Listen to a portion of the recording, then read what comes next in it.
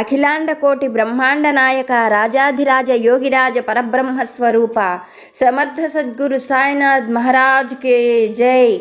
Hello అండి, అందరికీ నమస్తే. అందరూ ఎలా ఉన్నారు? అందరూ ఆరోగ్యంగా, క్షేమంగా, సంతోషంగా ఉండాలని మనస్ఫూర్తిగా మనందరి తరపున అమ్మవారిని వేడుకుంటున్నాను. ప్రతినిత్యము బాబాగారి దివ్యానుగ్రహంతో ఎన్నో మంచి మంచి విషయాలను చిన్న చిన్న కథల రూపంలో తెలుసుకోగలుగుతున్నాం. బాబాగారి అనుగ్రహం లేకుండా వారి నుండి మనం ఏ మాట వినలేము. బాబాగారి అనుగ్రహం ఉంటే మన జీవితంలో మనకు జరగనివి అంటూ ఏవీ ఉండవు. ఎప్పుడూ మనం సంతోషంగా ఉండాలని, బాబాగారు మనల్ని ఆశీర్వదించాలని మనస్ఫూర్తిగా మీ అందరి తరపున నేను కూడా బాబాగారిని పాదాలంటి వేడుకుంటూ ఈరోజు బాబాగారి సందేశం ఏమిటో తెలుసుకుందాము. మరి బాబాగారి సందేశం తెలుసుకోబోయే ముందుగా మీ అందరికీ ఒక చిన్న రిక్వెస్ట్. కొత్తగా మన ఛానల్ని చూస్తున్నట్లయితే ఛానల్ని సబ్స్క్రైబ్ చేసుకోండి. వీడియోని ఎక్కడ స్కిప్ చేయకుండా చూసేందుకు ప్రయత్నం చేయండి. వీడియో నచ్చితే మర్చిపోకుండా ఒక లైక్ చేసి సపోర్టు చేయండి. నన్ను సపోర్టు చేస్తున్న ప్రతి ఒక్క దైవ బంధువుకి పేరు పేరున నా హృదయపూర్వక ధన్యవాదాలు. మరి బాబాగారి సందేశం ఏమిటో తెలుసుకుందాము. తల్లి, ఈరోజు నీ కష్టం తొలగిపోయేటువంటి ఒక మంచి దారిని నీకు చెప్పబోతున్నాను. శ్రద్ధగా విను. నీ కష్టం ఎటువంటిదైనా, నీ బాధలు, సమస్యలు ఎలాంటివైనా సరే, ఆ కష్టం నుండి నువ్వు బయటపడటానికి నేను నీకు ఎల్లప్పుడూ కూడా ఒక దారిని ఖచ్చితంగా చూపిస్తూనే ఉంటాను. నీకు నాపైన చాలా నమ్మకం ఉన్నది, ఆ విషయం నాకు తెలుసు. అయితే నేను చెప్పేటువంటి మాటలు విని శ్రద్ధగా నువ్వు ఆచరించినట్లయితే నీకు ఉన్నటువంటి ఎలాంటి కష్టమైనా సరే తప్పకుండా తొలగిపోతుంది. నీకు నేను ఎన్నడూ కూడా అబద్ధం చెప్పను. నేను చెప్పేటువంటి ప్రతి మాట కూడా గురుతుల్యము, సత్యవాక్కు. జీవితంలో కష్టాలు కానీ, సుఖాలు కానీ ఏవైనా సరే మనం చేసుకున్నటువంటి కర్మ ఫలితాలే అన్న విషయాన్ని నువ్వు మర్చిపోవద్దు. సాధ్యమైనంత వరకు అందరికీ మంచి జరగాలి అని కోరుకో. అలాగే నీ వంతుగా నలుగురికి చేతనైనంత సహాయం చేసేందుకు ప్రయత్నం చేయి. ఈ సందర్భంలో నువ్వు బాగా గుర్తుపెట్టుకోవలసిన ఒక మాట చెప్పాలి అనుకుంటున్నాను. ఎవరు ఏం చేస్తారో వారు వాటినే తిరిగి ఫలాలుగా పొందుతారు. అయితే ఇప్పుడు నీ మనసులో ఒక అనుమానం మొదలైంది. నువ్వు నన్ను ఒక మాట అడగాలి అని అనుకుంటున్నావు. అది ఏమిటో నేను చెబుతాను, విను. బాబా, నలుగురికి సహాయం చేయమని మీరు చెబుతున్నారు. నాకు తెలిసినంత వరకు నేను ఎవరికి ఏ అపకారము చేయలేదు. వీలైనంత వరకు నేను నలుగురికి సహాయం చేశాను. ధన సహాయం చేశాను, మాట సహాయం చేశాను, చేతి సహాయం చేశాను. కానీ నాకు మిగిలింది ఏంటి బాబా? నేను నలుగురికి సహాయం చేసిన అవమానాలే పడ్డాను. ఎంతోమందికి సహాయం చేసి అవమానాలతో పాటుగా ఇప్పుడు ఈ కష్టాలు కూడా పడుతున్నాను. నేను ఈ కష్టం నుండి బయటపడతాను అన్న నమ్మకం కూడా నాకు పోయింది. నాకు ఏం చేస్తే నేను ఈ సమస్యల నుంచి బయటపడతానో అర్థం కావడం లేదు. నాకు సాయం చేయండి బాబా అని అడుగుతున్నావు కదా. నేను నీతో ఈ విషయాన్నే పదే పదే చెబుతూ ఉంటాను. నా బిడ్డలు ఆచరించేటువంటిది కూడా నేను చెప్పేటువంటి ఈ మాటే. నువ్వు ఎలాంటి పరిస్థితులలో ఉన్నా నేను నిన్ను విడిచిపెట్టను. నువ్వు మాత్రం వీలైనంత వరకు నలుగురికి సహాయం చేసేందుకు మాత్రమే ప్రయత్నం చేయి. కనీసం సహాయం చేయలేకపోయినా అందరికీ మేలు జరగాలి అని మాత్రం కోరుకో. నలుగురి మేలు కోరేటువంటి నిన్ను కొంతకాలం కర్మ ఫలితాలు బాధించిన, కష్టాలు, సమస్యలు వేధించిన నీ జీవితం అంతా కూడా ఆనందంగా గడిచిపోతుంది. ఇది అక్షర సత్యమైన నీ సాయి వాక్కు. నీకు ఎల్లప్పుడూ నేను తోడుగా ఉంటాను అని చెబుతాను. ఎందుకో తెలుసా? నీకు ఎలాంటి కష్టం వచ్చినా అది తొలగిపోయే దారి చూపించి నిన్ను ముందుండి నడిపించడానికి అని నువ్వు అర్థం చేసుకో. నా పైన నమ్మకం ఉంచు. చెప్పినట్లుగా నువ్వు చేశావు అంటే నీ చెడు కర్మ ఫలితాలు తొలగిపోయి నువ్వు కోరుకుంది జరుగుతుంది అంటూ బాబాగారు ఒక చక్కని సందేశాన్ని మనకి అనుగ్రహించారు. మరి బాబాగారు చెప్పినటువంటి ఈ మాటలలోని సత్యం ఏమిటో ఆ సాయి తండ్రి అనుగ్రహంతో ఒక చక్కని కథ రూపంలో తెలుసుకోవడానికి ప్రయత్నం చేద్దాం. వీడియోని ఎక్కడా స్కిప్ చేయకుండా చూడండి. నచ్చితే మర్చిపోకుండా ఒక్క లైక్ చేసి సపోర్ట్ చేయండి. పూర్వం ఒక గ్రామంలో రత్నపతి అనే ఒక వస్త్ర వ్యాపారి ఉండేవాడు. రత్నపతి నివసిస్తున్నటువంటి ఆ గ్రామం ఎన్నో గ్రామాలకు మధ్యగా ఉండడం చేత నిత్యము రత్నపతి చేస్తున్నటువంటి వస్త్ర వ్యాపారం 3 పువ్వులు 6 కాయలుగా విలసిల్లుతూ ఉండేది. ఆ గ్రామం వైపు నుంచి ఎంతోమంది ప్రయాణికులు రాకపోకలు సాగిస్తూ ఉండేవారు. అది ఎంతో పెద్ద గ్రామం కావడం చేత రత్నపతి చేస్తున్న వ్యాపారం వల్ల అతనికి ఎంతో ధనం సమకూరేది. రత్నపతి వస్త్ర వ్యాపారమే కాకుండా తమ తరతరాల నుండి వస్తున్నటువంటి వడ్డీ వ్యాపారం కూడా చేసేవాడు. రత్నపతి అంటేనే ఆ ఊళ్ళో చాలామంది భయపడేవారు. అతని పేరు చెబితేనే అసహించుకునేవారు. వడ్డీ వ్యాపారం చేసేటువంటి రత్నపతి చాలా క్రూరంగా ప్రవర్తించేవాడు. ఎవరికైనా వడ్డీకి ఇచ్చాడు అంటే పాపము పుణ్యము అనేది లేకుండా వాళ్ళ దగ్గర వడ్డీ పైన చక్రవడ్డీ కూడా లాగుతూ వారికి ఉన్నటువంటి ఆస్తులు కూడా తన వశం చేసుకునేవాడు రత్నపతి. అతని దగ్గర ఏమాత్రము జాలి దయ అనేవే ఉండేవి కాదు. అందువల్ల ఎవరైనా సరే రత్నపతి దగ్గర వడ్డీకి అప్పు తీసుకోవాలి అని అంటే భయపడేవారు. ఇలా రత్నపతి వస్త్ర వ్యాపారంతో పాటుగా వడ్డీ వ్యాపారం కూడా చేస్తూ తన తాత ముత్తాతలు ఇచ్చిన ధనాన్ని మరింత పెంచుతూ ఆ ఊరిలోనే కాకుండా ఆ చుట్టుపక్కల ప్రాంతాల్లోనే గొప్ప ధనవంతుడిగా పేరు తెచ్చుకున్నాడు. ఈ రత్నపతి విషయానికి వస్తే రత్నపతి అతని తల్లిదండ్రులకు ఒక్కడే కొడుకు. అతని తల్లిదండ్రులకు వివాహం జరిగిన చాలా సంవత్సరాల తర్వాత రత్నపతి పుట్టడం జరిగింది. వాళ్ళు రత్నపతిని ఎంతో అపురూపంగా అల్లారు ముద్దుగా పెంచుకున్నారు. దురదృష్టవశాత్తు రత్నపతి వివాహం జరిగే నాటికే అతని తల్లిదండ్రులు కాలధర్మం చెందారు. రత్నపతికి ఆ ఊళ్ళో ఎంతోమంది తమ పిల్లనివ్వడానికి ముందుకొచ్చారు, కానీ వాళ్ళు ఇచ్చేటువంటి కట్న కానుకలు సరిపోక అందువల్ల రత్నపతి వాళ్ళని వివాహం చేసుకోవడానికి అంగీకరించలేదు. రత్నపతి ఆశ అంతా ఒక్కటే, తను చేసుకోబోయేటువంటి అమ్మాయి కూడా గొప్ప ధనవంతురాలు కావాలి, తనకు కట్న కానుకలు బాగా ఇవ్వాలి, అందచందాలు లేకపోయినా పర్వాలేదు కానీ ధనం మాత్రం తగ్గకూడదు అన్న ఆలోచనతో చాలా కాలం పాటు రత్నపతి వివాహం చేసుకోలేదు.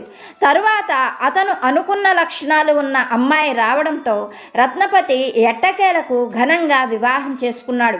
అలా రత్నపతికి వివాహం జరిగిన చాలా సంవత్సరాల వరకు అతనికి కూడా సంతానం కలగలేదు. ఇంకా తనకు సంతానం కలగదేమో అన్న దిగులుతో రత్నపతి ఉంటూ ఉన్న సమయంలో అనుకోకుండా భగవంతుడి అనుగ్రహంతో రత్నపతికి ఒక కొడుకు కలిగాడు. అదేమి దురదృష్టమో, రత్నపతికి కొడుకు కలిగిన 1 సంవత్సరంలోనే రత్నపతి భార్య కూడా చనిపోయింది. భార్య చనిపోయిన రత్నపతి మళ్ళీ వివాహం చేసుకోలేదు. తన కొడుకును వచ్చినటువంటి స్త్రీ సరిగ్గా చూసుకుంటుందో లేదో అన్న భయంతో ఆయన ఇంకా వివాహం చేసుకోకుండా ప్రాణాలన్నీ కొడుకు మీదే పెట్టుకొని కొడుకుని ఎంతో అపురూపంగా పెంచుతున్నాడు. రత్నపతి ఆ పిల్లవాడికి గిరిధరుడు అని పేరు పెట్టి అపురూపంగా ప్రాణం ఎత్తుగా అల్లారు ముద్దుగా పెంచుతున్నాడు. గిరిధరుడు కూడా తండ్రి చేసే ప్రతి పనిని జాగ్రత్తగా గమనించేవాడు. తండ్రికి చేదోడు వాదోడుగా ఉంటూ అతనికి డబ్బుల విషయంలో మంచి మంచి సలహాలు చెబుతూ ఉండేవాడు. తండ్రి చేస్తున్న వ్యాపారాన్ని అతడు కూడా జాగ్రత్తగా గమనిస్తూ మెళకువలు నేర్చుకుంటూ ఉన్నాడు. చాలా కొద్ది కాలంలోనే తండ్రిని మించిపోయిన కొడుకుగా మారాడు గిరిధరుడు. తండ్రిలాగానే గిరిధరుడు కూడా వడ్డీ వ్యాపారం చేస్తూ అవతల వారి నుండి దయాదాక్షిణ్యాలు లేకుండా నిర్దాక్షిణ్యంగా వడ్డీ వ్యాపారం చేయడం అనేది తండ్రి నుండి బాగానే వంటబట్టింది. అలా తన కొడుకు కూడా తనలాగా వడ్డీ వ్యాపారం చేస్తూ ధనాన్ని కూడబెడుతూ ఉండడంతో రత్నపతి ఆనందానికి అంతు లేకుండా పోయింది. తొందరలోనే తన కొడుకు తనను మించిపోతాడని, తనకన్నా కూడా బాగా ధనాన్ని సంపాదించి ఇంకా గొప్ప ధనవంతుడవుతాడని రత్నపతి తనలో తానే మురిసిపోతూ ఉండేవాడు. ఇలా ఉండగా రత్నపతికి వృద్ధాప్యం సమీపిస్తూ ఉన్నది. ధనానికి సంబంధించిన ఒత్తిడులు భరించలేకపోతూ ఉన్నాడు. అందువల్ల రత్నపతికి కొన్నాళ్లకు పక్షవాతం వచ్చింది. అలా పక్షవాతం రావడంతో రత్నపతి ఏమాత్రము భయపడలేదు, బాధపడలేదు. సరికదా, దానికి వైద్యం చేయించుకుంటే డబ్బు ఖర్చు అయిపోతుంది అన్న ఉద్దేశంతో తన అనారోగ్యాన్ని పక్కన పడేసి డబ్బు ఖర్చు పెట్టడం ఇష్టం లేక వైద్యం చేయించుకోలేదు. అందువల్ల ఆ పక్షవాతపు రోగం పెరిగిపోయి కాలుతో పాటుగా చెయ్యి కూడా పడిపోయింది. అయితే గిరిధరుడికి తండ్రి అంటే పంచప్రాణాలు. తన కోసం తండ్రి మళ్ళీ వివాహం చేసుకోకుండా ఇంత ధనాన్ని కష్టపడి కూడబెడుతున్నాడు. అటువంటి తండ్రి ఈ రోజున మంచంలో పడి ఉండి కాలు చెయ్యి ఆడకపోవడంతో అలా చూస్తున్నటువంటి గిరిధరుడికి ప్రాణాలు నిలవడం లేదు. ఎలాగైనా సరే తండ్రికి వైద్యం చేయించి మళ్ళీ అతను కోలుకునేటట్లుగా చెయ్యాలి అని సంకల్పించుకున్నాడు గిరిధరుడు. తండ్రి ఎంత వారిస్తున్నా వినకుండా పట్నం నుండి గొప్ప గొప్ప ఘన వైద్యులను పిలిపించాడు. వారు చెప్పినట్లుగా ధనం ఖర్చు పెట్టి ఎన్నో రకాలుగా తండ్రికి కాలు చెయ్యి రావాలి అని వైద్యం చేయించాడు. కానీ గిరిధరుడు ఎన్ని ప్రయత్నాలు చేసినా కానీ రత్నపతికి మళ్ళీ కాలు చెయ్యి రావడం జరగలేదు. రాను రాను రత్నపతి మంచంలోనే ఉండిపోవలసిన పరిస్థితి వచ్చింది. తండ్రి అలా ఉండటం చూడలేకపోయాడు గిరిధరుడు.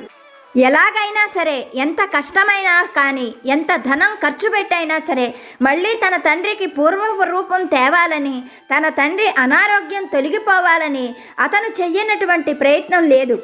కొడుకు చేస్తున్న ప్రయత్నాలన్నీ చూస్తున్నటువంటి రత్నపతి కొడుకుని ఎన్నో రకాలుగా వారించేవాడు. ధనాన్ని ఖర్చు పెట్టద్దని, వైద్యులు అలాగే చెబుతారని, వారు చెప్పిన ప్రతి పని చెయ్యవద్దని కొడుకును మందలించేవాడు. కానీ రత్నపతి చెప్పినట్టుగా చేసేందుకు గిరిధరుడు అంగీకరించేవాడు కాదు. గిరిధరుడికి రత్నపతి పైన అంత అమితమైన ప్రేమ ఉండేది. ఇలా కాలం గడుస్తూ ఉండగా ఒకనాడు ఆ గ్రామానికి దక్షిణ దేశ యాత్రకు వెడుతూ ఉన్నటువంటి ఒక గొప్ప సాధువు ఆ గ్రామానికి వచ్చాడు. ఆ సాధువుకి ఎన్నో గొప్ప మంత్రశక్తులు ఉన్నాయి, ఎన్నో గొప్ప తంత్ర పరిహారాలు కూడా ఆయనకు తెలుసు. ఆయన ఎన్నో గ్రామాలలో సంచరిస్తూ ఆ గ్రామాలలో ఉన్నటువంటి పేద ప్రజలకు ఎన్నో చక్కని పరిష్కారాలు తెలియజేసేవాడు. ఆయన చెప్పినటువంటి పరిష్కారాలు పాటించి వాళ్ళ ఉన్న సమస్యల నుంచి బయటపడేవాళ్ళు. అలా ఆ సాధువుకి ఎన్నో లక్షల మంది ప్రజలు అంకితమైన భక్తులుగా మారిపోయారు. అలా ఉన్నటువంటి ఆ సాధువు ఆ రోజు ఆ గ్రామానికి రావడం జరిగింది. అప్పటికే ఆ సాధువు గురించి గిరిధరుడు ఎన్నో విషయాలు తెలుసుకొని ఉన్నాడు. ఆయన అలా గ్రామానికి రావడంతో ఆ గ్రామంలో బాధలు పడుతున్నటువంటి ఎంతోమంది ఆయన దగ్గరకు వెళ్ళారు. తమ సమస్యలు చెప్పుకొని తమ కష్టం తీర్చమని ఆయన్ని ప్రార్థించారు.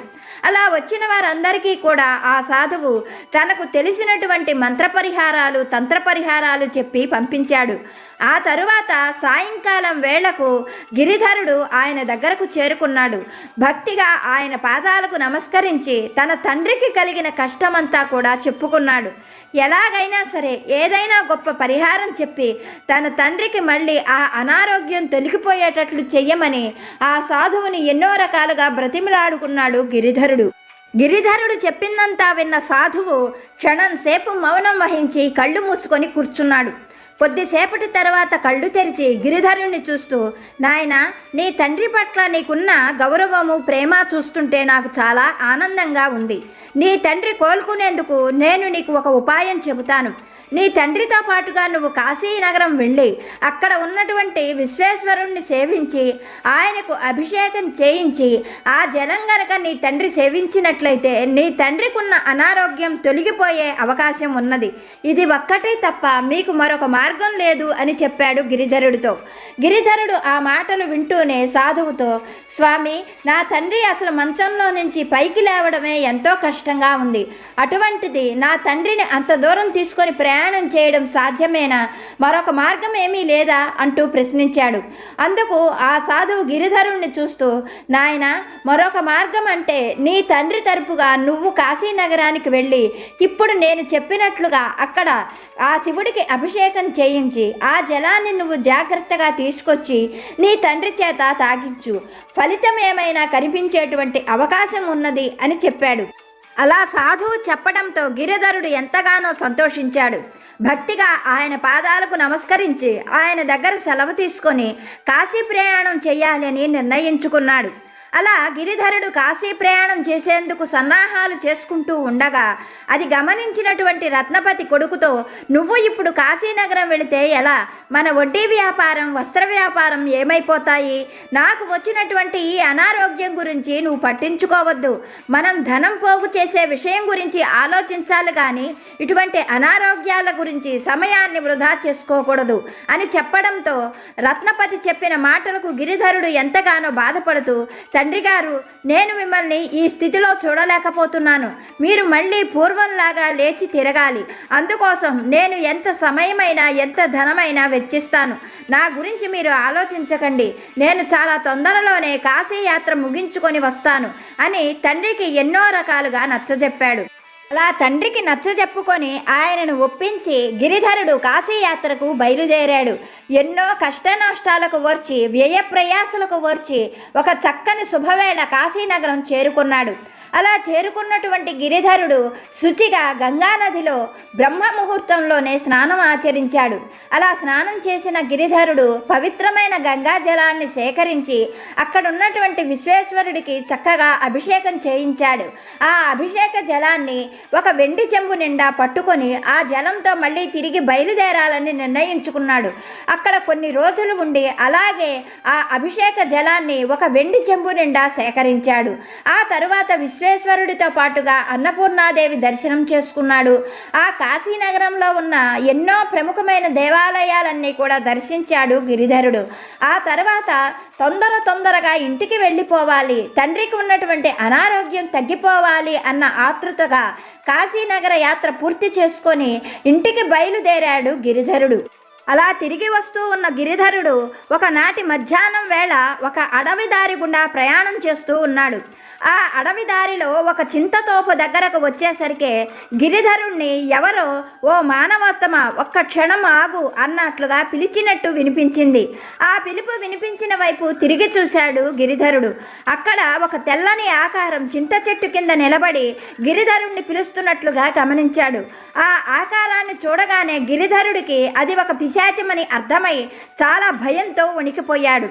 అప్పుడు ఆ పిశాచం గిరిధరుడి పరిస్థితిని గమనించి, ఓ మానవుడా, నువ్వు భయపడవలసిన అవసరం లేదు. నేను నీకు ఏ విధమైన అపకారము చేయను. నేను నీకు ఏమైనా సహాయం చేయాలన్న ఉద్దేశంతో వచ్చాను. ఈ దారి వెంబడ వెళ్ళే వాళ్లకు నాకు చేతనైనంతగా మంచినీళ్లు ఆహారం అందిస్తూ ఉంటాను. మధ్యాహ్నం వేళ అవుతుంది, నీకు కూడా ఆహారం మంచినీళ్లు ఏమైనా అవసరమేమోనని పిలిచాను అని చెప్పింది. ఆ మాటలతో కొంత ధైర్యం తెచ్చుకున్నాడు గిరిధరుడు. ఆ పిశాచాన్ని చూస్తూ, నాకు నీ వల్ల ఏ సహాయమూ అవసరం లేదు. అయినా నువ్వు ఎవరు? ఇక్కడెందుకు నిలబడ్డావు? ఇలా పిశాచంగా ఎందుకు మారిపోయావు? నీది ఎంతో మంచి మనసులాగా అనిపిస్తున్నది కదా అని ప్రశ్నించాడు గిరిధరుడు. అందుకు ఆ ఆకారం ఒక నిట్టూర్పు విడుస్తూ, ఏం చెప్పమంటావు? నా పేరు కకూచి. నేను ఒక పిశాచాన్ని. కొంతకాలం క్రితం నేను నా కొడుకుని కోడల్ని విడదీశాను. నా కోడల్ని ఎన్నో రకాలైన బాధలు పెట్టాను. ఎన్నో రకాలుగా మాటలతో హింసించాను. నాకు అధికారము అవకాశము ఉన్నాయి కనుక ఆ అమ్మాయి మీద ఎన్నో రకాలుగా చేయి చేసుకునేదాన్ని. నేను పెట్టే బాధలు పడలేక నా కోడలు తిరిగి పుట్టింటికి వెళ్ళిపోయింది. అయినా కానీ ఆ అమ్మాయిని విడిచిపెట్టలేదు. నా కొడుకు చేత మళ్ళీ కబురు పంపించి మాయమాటలు చెప్పి ఆ అమ్మాయిని నా దగ్గరకు తెప్పించుకున్నాను. కొన్నాళ్ళు బాగానే ఉండి ఆ తర్వాత మళ్ళీ నా పద్ధతిని నేను కొనసాగించాను. నేను పెట్టే బాధలు ఆరళ్ళు భరించలేక ఆ అమ్మాయి ఆత్మహత్య చేసుకుంది. ఆ అమ్మాయి లేకపోవడంతో నా కొడుకు కూడా కొన్నాళ్లకు పిచ్చివాడిగా మారిపోయి ఎటో వెళ్ళిపోయాడు. అలా నా కోడలు చనిపోవడానికి, నా కొడుకు పిచ్చివాడైపోవడానికి నేనే కారణం గనక కొన్నాళ్ల తర్వాత నేను కూడా చనిపోయి ఇదిగో ఇలా ఈ వికార రూపం పిశాచంగా మారిపోయాను. పిశాచంగా మారిన నాకు బుద్ధి వచ్చింది, కానీ నేనేమీ చెయ్యలేను. నేనేం చేయగలనా అని ఆలోచించి ఈ దారిని వచ్చే పోయే వారందరికీ కూడా మంచినీళ్లు ఆహారం అందిస్తున్నాను అంటూ తన విషయాలన్నీ చెప్పిన పిశాచం గిరిధరుణ్ణి చూస్తూ, నా సంగతి సరే, మరి ఇంత చిన్న వయసులో నువ్వెందుకు కాశీయాత్ర చేస్తున్నావు అంటూ ప్రశ్నించింది.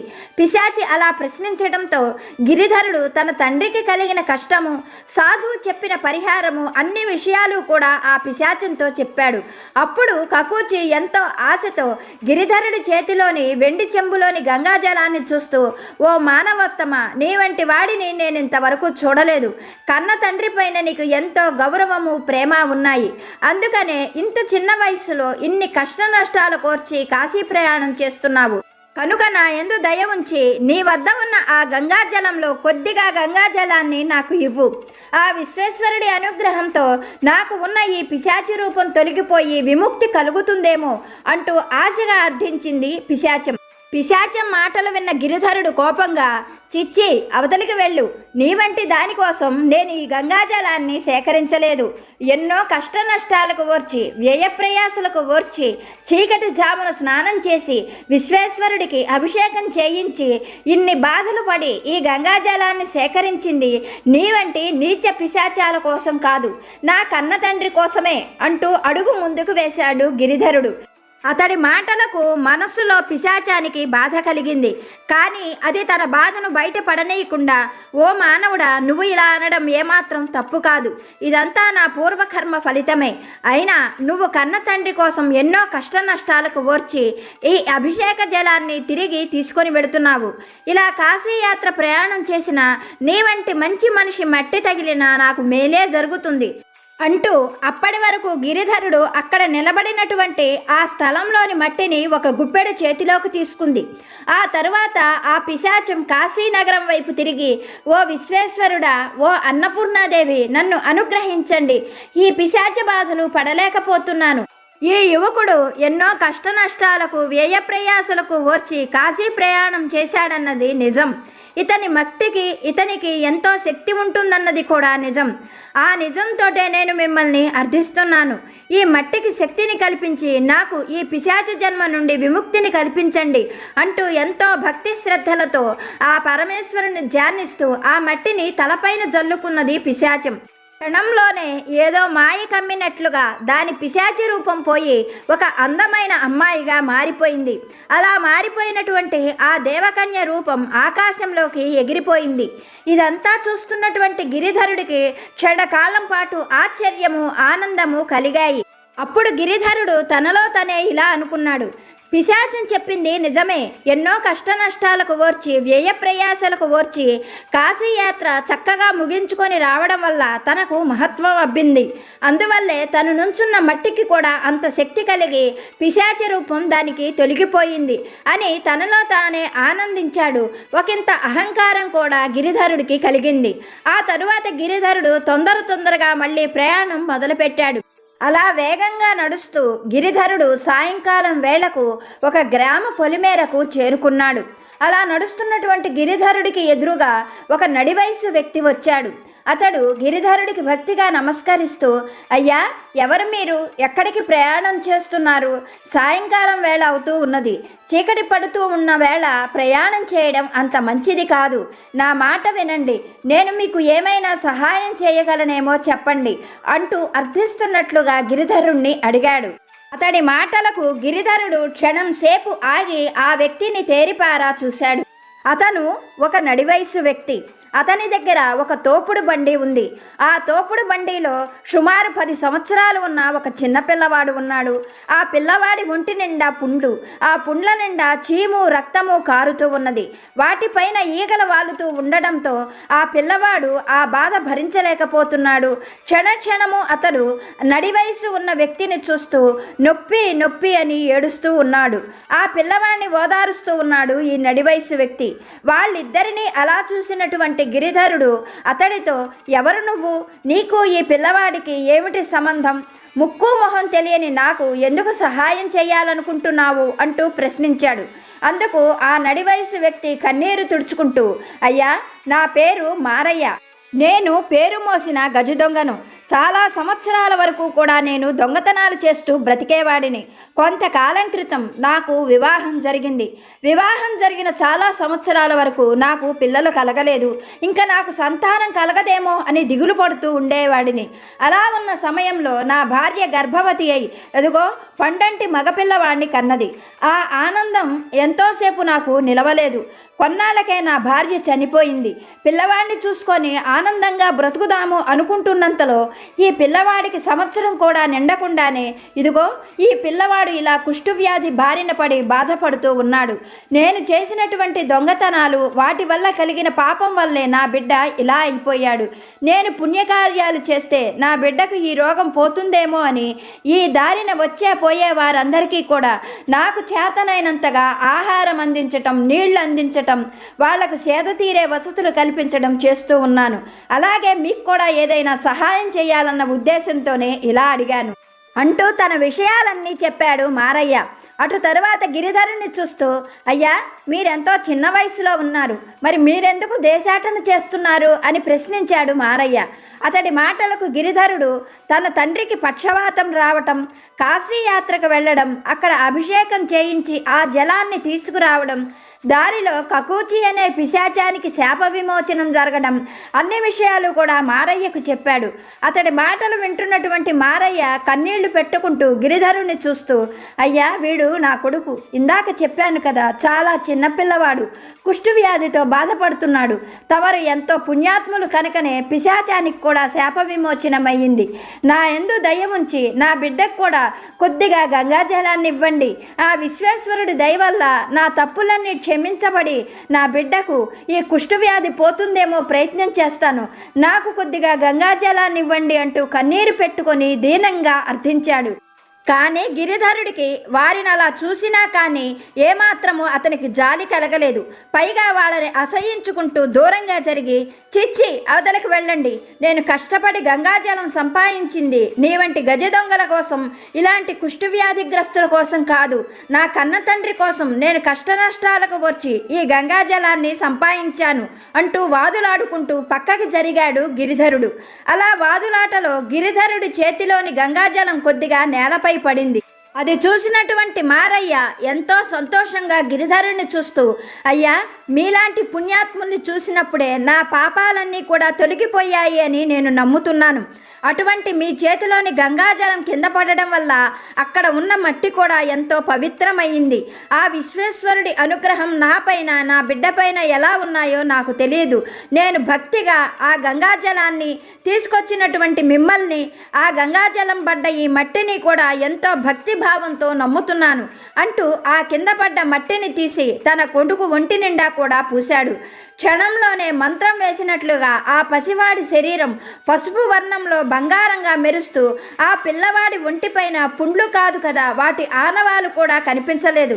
ఆ పసివాడు ఎంతో సంతోషంగా మారయ్యను కౌగలించుకొని ముద్దులతో ముంచెత్తాడు. ఇదంతా చూస్తున్నటువంటి గిరిధరుడికి ఆనందము, ఆశ్చర్యము, సంతోషము కలిగాయి. గిరిధరుడు అక్కడ నుండి బయలుదేరాడు. మారయ్య వెళ్ళిపోతున్న గిరిధరుడికి భక్తిగా నమస్కరించి విశ్వేశ్వరుణ్ణి మనస్సులో తలుచుకుంటూ తన బిడ్డని తీసుకొని వెళ్ళిపోయాడు. అలా గిరిధరుడు ఎన్నో వ్యయ ప్రయాసలకు ఓర్చుకొని కష్ట నష్టాలు భరించి దారిలో ఎన్నో ఆనందాలు చవిచూసి పవిత్రమైన విశ్వేశ్వరుడి అభిషేక గంగాజలాన్ని తీసుకొని ఇంటికి చేరుకున్నాడు.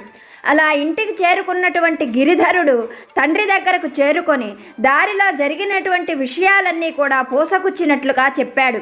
ఆ తరువాత తండ్రితో, నాన్నగారు, దారిలోనే ఎన్నో అద్భుతాలను చూశాను.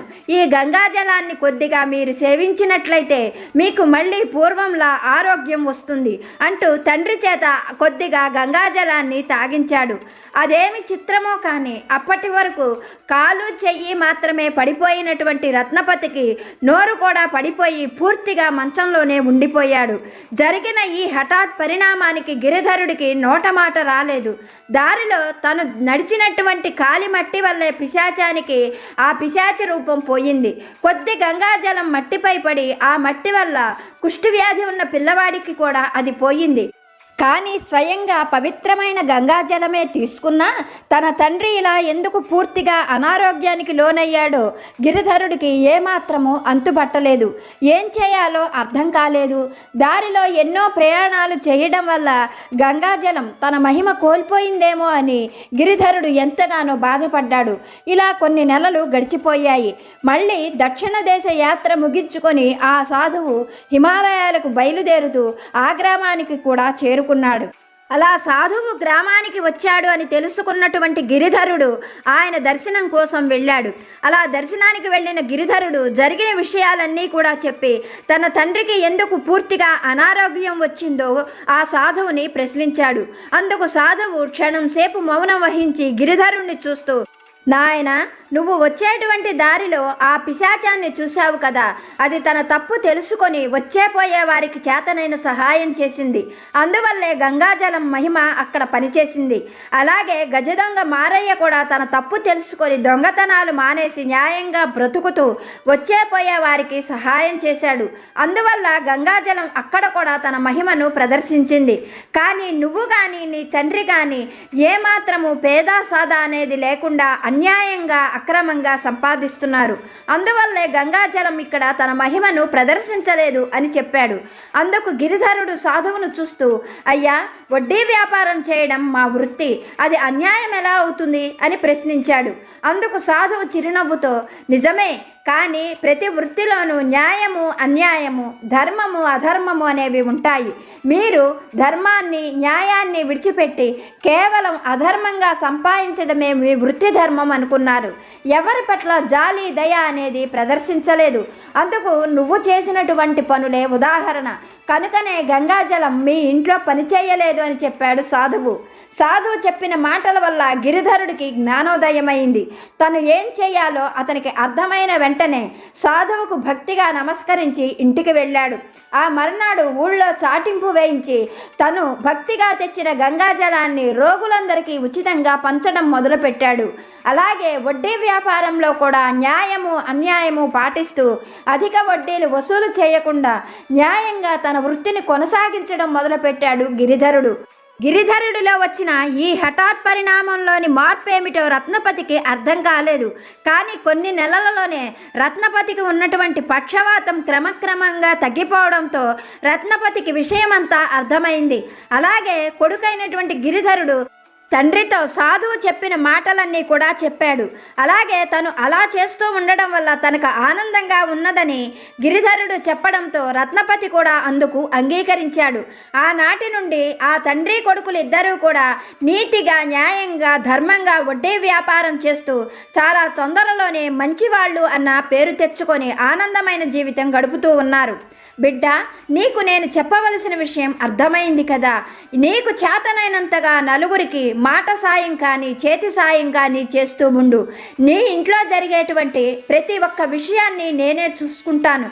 నువ్వు నలుగురు గురించి ఆలోచించినప్పుడు నేను నీ గురించి ఆలోచించనని ఎందుకు అనుకుంటున్నావు? నలుగురు బాగుంటేనే అందులో నీ బాగు కూడా ఉంటుందని గ్రహించుకో. నీకు నువ్వుగా మడికట్టుకొని కూర్చోవటం కాకుండా బయట ప్రపంచంలోకి వచ్చి సాయం చేసేందుకు నీ వంతు నువ్వుగా ప్రయత్నం చేయి.